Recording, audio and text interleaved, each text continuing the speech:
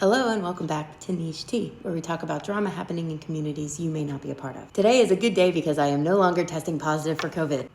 Last time we talked about some drama, but mostly it was an excuse for me to talk about K-pop Demon Hunters and why you should watch it because it's really good and you should watch it. And to be fair, it's really easy to talk about almost anything K-pop related in this series because Lord knows K-pop stans are the most irrational human beings on the planet. Today, we're going to move on to an entirely new topic for this series, which is the tablescaping community and some drama coming out of a recent competition. Starting from the top, what is tablescaping? It's setting tables, but fancy. It's setting your table in a fancier way with more added detail and usually on some kind of theme. So like the term tablescaping is kind of heavy. It's not, in my opinion, the same as a guy who works at Subway being called a sandwich artist for just the stuff he does every day. But I would say it's the difference between unboxing your things when you move and decorating your room. Those are different things, right? And for the most part, most people, I would guess, will do some level of tablescaping at least once, which would be for their own wedding. When you're designing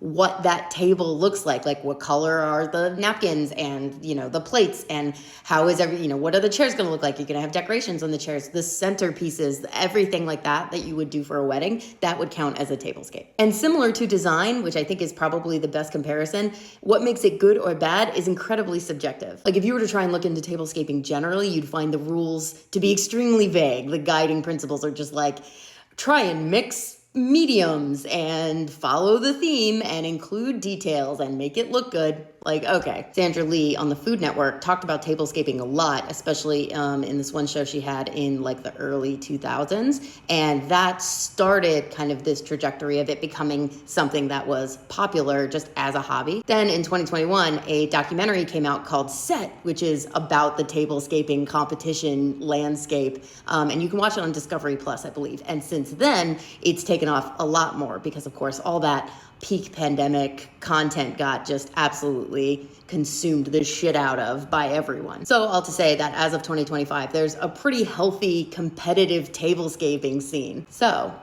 what happened? One of the bigger tablescaping competitions that happens every year happens at the OC Fair. Supposedly, the tablescaping event is so popular now that they had to shut down submissions for it for the OC Fair after like a week because of capacity. One of those people is a guy named James Connolly. He is a production designer, which means that his job is for whatever piece of media he's working on to help design what the overall look and feel for that is going to be. More specifically, he is the production designer for The Voice and has won multiple Emmys. And he works with a team and apparently on his own had decided that this would be something that he's really interested in. So he documented his whole process of signing up for, working with his team to get pitches on the entry for this tablescaping competition at the OC Fair, and documented every step of the journey as they brought that vision to life and then went and set it up and went through the competition. Now, the way the competition was set up, there were categories of themes that you could choose to enter under. So you would pick a theme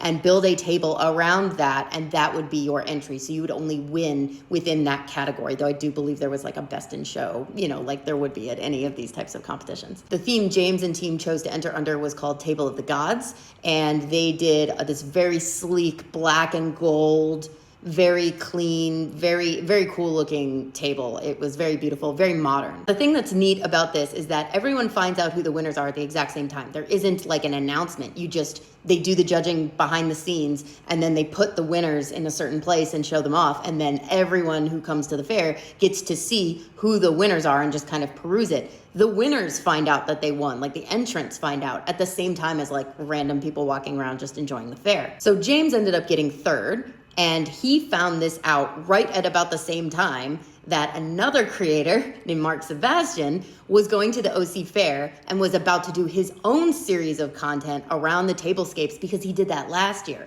He was uninvolved in this until then. Mark was doing an entirely separate unofficial judging for his videos on a serve scale. Go watch his. He explains why they each get what they get. But the point is, in the first video he posted about it, he was looking at the Table for the Gods winners. So he was looking at the first, second, third place. Third place was James and the honorable mention and grading them accordingly. And Mark, very specifically in his video, made a point to be like, I love number 3, and I think number 3 was robbed. I don't know why number 3 didn't get number 1. Like, number 1 is okay. It's got all these cool elements, but like, I love number 3. So then people very quickly started tagging James in the video, and they were like, look, Mark likes yours, and you should have gotten number 1, and you were robbed. And, you know, the kind of just making, it was very lighthearted complaining about the place that he got and confusion over why number 1 got number 1, etc. Then off of that video, James makes a response video where he talks about his experience during the actual setup process and his interactions with other people, including the interactions with the person who ended up getting first place. The vibe of the video to me, and plus the fact that he's calling it a response video and like there's nothing to respond to,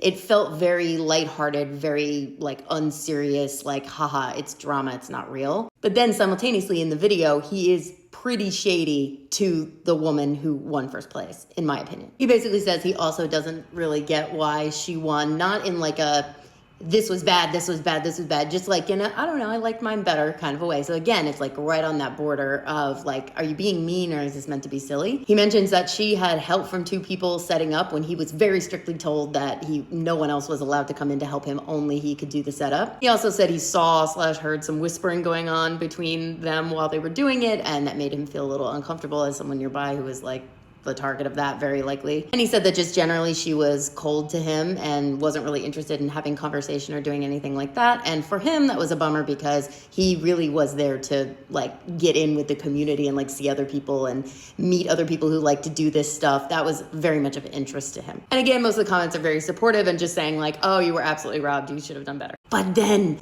the first place winner found the video and she commented and literally did the, I'm not here to make friends, I'm here to win. And that is the funniest shit that she could have possibly done. And she's like, I was here for the ribbon and I got it. And next year, if the theme is sour grapes, maybe you can enter that. And her profile picture is of her first place ribbon on that exact table.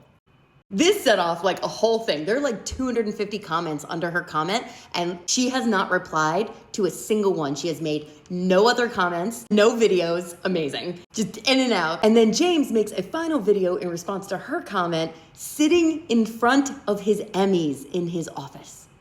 This is so funny. And the video isn't mean or attacking, it's him being like, hey, I really wasn't trying to start drama or whatever, but he's still very much making light of it and being sassy, hence sitting in front of his Emmys as he responds. But that's pretty much the end of the interaction. I can tell he doesn't want bad blood with her, but I don't think that response is going to make there not be bad blood next year, so I'm not sure what the end game genuinely was. But whatever, not my problem. As far as response, obviously most people just think the whole thing is super funny. Like, oh shit, it's going down in the Tablescapes community. There were some comments I saw, but I don't see them anymore, starting to suggest that there might be some actual corruption or something that might have been happening in the judging at the OC fair. There is no evidence or anything to indicate that that's true, but I also don't know anything about like how potentially like incestuous this pool of people is. Like, do they all know each other? You know, I did look up the official rules for the judging and they are, as I mentioned before, extremely vague. So if a judge happens to see this and would love to explain like why they rated the number one, why they did like what stood out about that one, that would be cool. Or if someone who knows more about this and maybe has thoughts wants to share, I'd love to hear it. I can't find any objective reason why one would be chosen over the other. As time has gone on and this has gotten bigger, there have been people starting to come forward and saying like,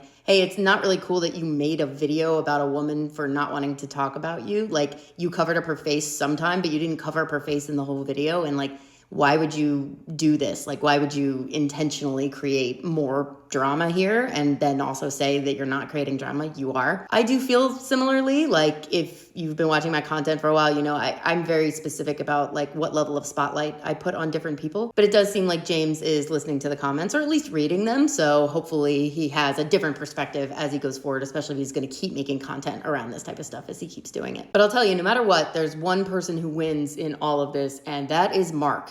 Like, Mark showed up, made his own drama at an event that he loves, and is just living in it. And honestly, bless. I totally understand.